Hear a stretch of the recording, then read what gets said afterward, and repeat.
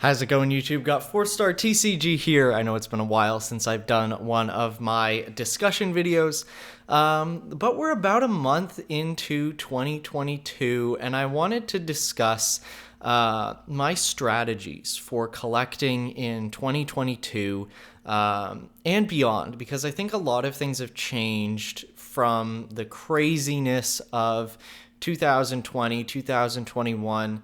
Things are changing now. And I think strategy is really important as any collector moves forward in the current environment. So today I'm going to share my strategies for buying, my strategies for selling, my strategies for grading, all of this stuff that I'm going to use to build my collection in the best way possible in 2022. So the first thing I want to talk about is grading. Grading is becoming a lot more possible now. I remember back, even just 6-7 months ago, when the best price you could pay for a card to grade it was $200 a card. And now we're all the way down to $50. PSA has opened economy submissions for Collectors Club members. If you get a lottery, if you win the lottery, basically, it's like a reverse lottery. In a normal lottery, if you win, you get money. In the reverse PSA lottery, if you win, you get to pay PSA to grade your cards. But that's just the way things are going right now. But $50 a card, we've come all the way down. That's a lot more accessible than $200 a card, $300 a card that it was throughout a good portion of 2021. So grading is becoming more and more possible. And I see a lot of people who are sending in a lot of cards or trying their best to just get what they have out there. And I agree with this in one way, and I don't agree with it in another way. I think, and other people have highlighted this as well. Gotta Catch 'Em All. I think his YouTube is Catch 'Em All Collectibles. Dan, fantastic. He basically did a whole PSA breakdown. He's like, okay, here's when I expect things to open up. And his thing, which I totally agree with, is you got to be patient. You do not want to send in all your cards at $50 a card if they do not meet the $50 per card requirements.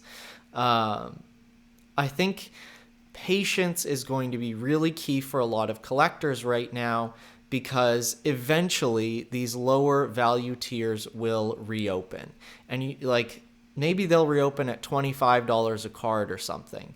But even then, saving $25 a card, saving half on the grading costs, is going to cut your grading costs literally in half if you were going to submit cards at the $50 tier.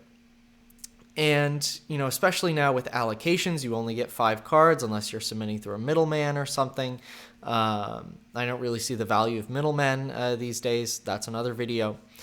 But being patient is super, super key, because eventually these lower tiers will reopen. And when they do reopen, you're going to save a lot of money by grading. It might take more time. It might, you might have to wait a little longer. But if you have cards that are under $500, I would not be submitting all of them right now. Just because, the goal for collecting, I find for myself, is I always try to maximize the value that I get out of my collection while putting in the least amount of money, right? I think everyone adheres to that in some way. They want to get the most while putting in the least. A key point of that is not spending way too much money on grading, not going overboard now that grading's more affordable, and putting out a ton of money, which you could put elsewhere, and use to better your collection in other ways than getting things graded.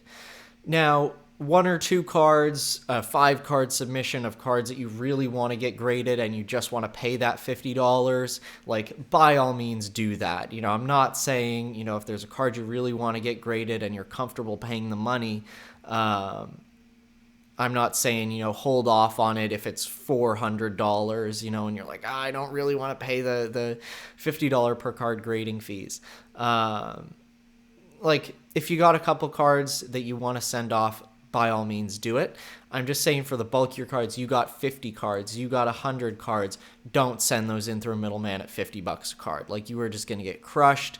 The value, like, waiting on grading is going to be a big boon to your collection. And this is what I'm doing. I've sent in 4 cards at $100 a card. I'm probably going to send in round about 10 cards at $50 a card. Then I'm done. I'm going to wait until value reopens, and that's where I have the bulk of my cards that I want to submit, because they're under $500. So I just think, keep in line with those PSA values. You want to pay a little more on a couple cards to get them back faster, by all means do it. But that's my strategy for grading, is submit the cards at the requisite tier, determined by their value. If you want to overpay a little bit to get them back faster on a couple cards, go ahead, do it. But don't do that on the bulk of your cards. That's my strategy.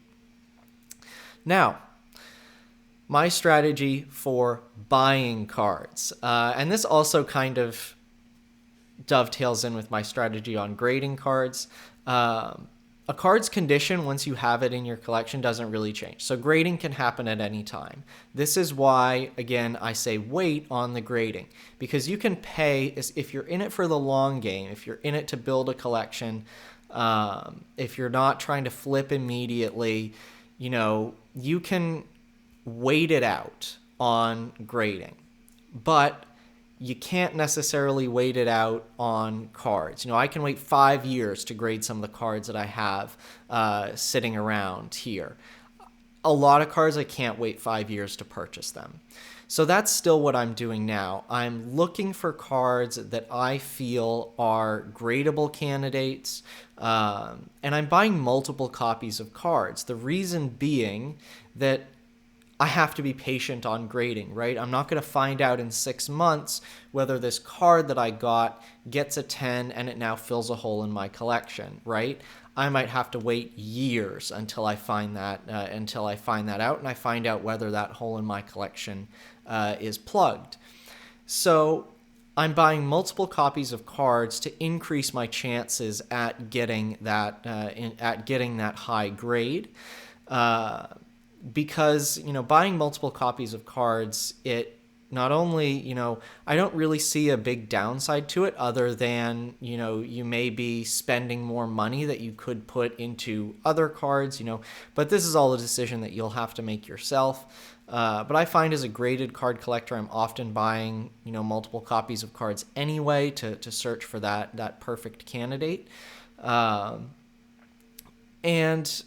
when I focus on doing this, and I focus on, you know, not just eliminating a card from my search list because I have a copy that I think is in pretty good condition, it's worked out really well, because I have, you know, 3 copies of certain cards that I'm fairly certain one of them is going to come back a 10. I may not know exactly which one, but I'm confident that now that I have, you know, 3 copies of this card, I'm not going to be screwed if in the future it goes up in value and the copy that I thought was a 10 turns out to be a 9. I miss a crease, it's a 6.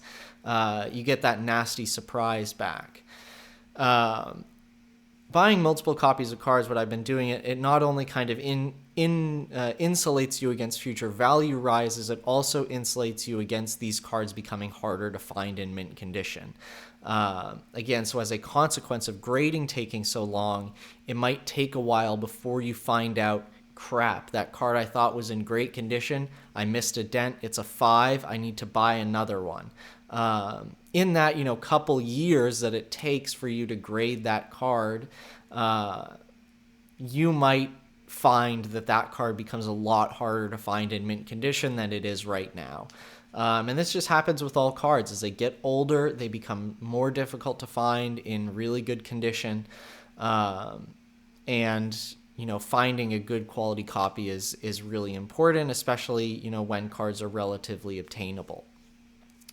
So that's my strategy for buying. I'm focusing on buying cards that fill holes in my collection, and once I buy one, I'm not taking it off my search list. I'm looking for multiple copies to build up a personal kind of grading backlog, so that when everything opens up, I'm not screwed if I submit one copy and it comes back a lower grade than what I want.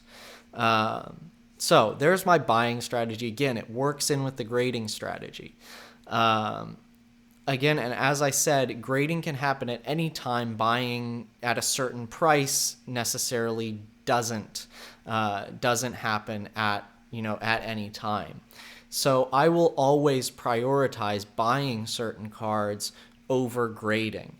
Now, you have to be careful with this because, for a lot of people, grading is how they add value to their collection, and how they make money in order to turn back around and put into their collection. Grading extra copies of cards, buying some cards, that they think they can grade and make a profit on, that they can reinvest back into their collection. You do have to balance this, right? So you can't put all your money into buying and build up a 5,000 card backlog and not grade anything, just thinking, oh, eventually I will. Because grading can be one of the ways that you generate value for your collection and create more money to put into purchasing cards, and so forth. So finding that balance is key. For me, I found that grading a couple, sending in a submission every now and then, really works well, but grading is definitely a secondary focus to buying. If I have the option to grade 5 cards for $250, or buy a $250 possible 10 candidate card, I'm going for buying the card over doing the grading. If, for example, I only had $250 and I have to make a decision here. So there's my strategy for buying. Now, my 2022 strategy for selling cards. My 2022 strategy for selling cards, it fits with my video that I did on when to sell your cards. I think I don't think you should sell for the sole purpose of selling right now in this market. I think in the middle of 2021, things were a lot more crazy. And even then, I was pumping out cards. I was like, okay, what can I find? What can I sell? Because I knew prices were really high, especially for lower graded PSA cards. Basically, just rewarded you for not selling your junk slabs in the past. 2021 was really rewarding you for that. 2022, not so much. I would not sell just for the purpose of, trying to get a bunch of money in without really having any goal for it. If you have a goal for it, if you're selling cards thinking, okay, I'm going to move this into a different card, this money is going to do this for my collection, I think that's a much better way of looking at it.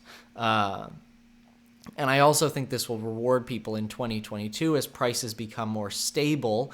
It's going to allow you to make these plans a little bit, more consistently, right? Market values are hopefully going to be a little more stable, so you can say, okay, that card I want is $2,000. I'm going to sell these cards, which, range from $1,800 to $2,200, and hopefully I'll get somewhere in that neighborhood, and then I'll be able to buy this card. The market values hopefully won't fluctuate so much that by the time you're done selling your $1,800 worth of cards to put towards a $2,000 card, that $2,000 card is $3,000. I don't think that's happening right now in 2022. We're not seeing those short-term massive price spikes as we were in 2021, in 2020, where if you don't buy something 1 month on PWCC, then you're out for the next month and every month after that. Yeah, so those are my strategies for collecting Pokemon cards in 2022. It's pretty interesting. I'm really excited to see where this market is going to go, and I'm really excited to keep building my collection in this environment. I think things are getting back to normal, and I'm really looking forward to it. So, thank you all very much for watching. Be sure to like and subscribe, and stick around for more videos.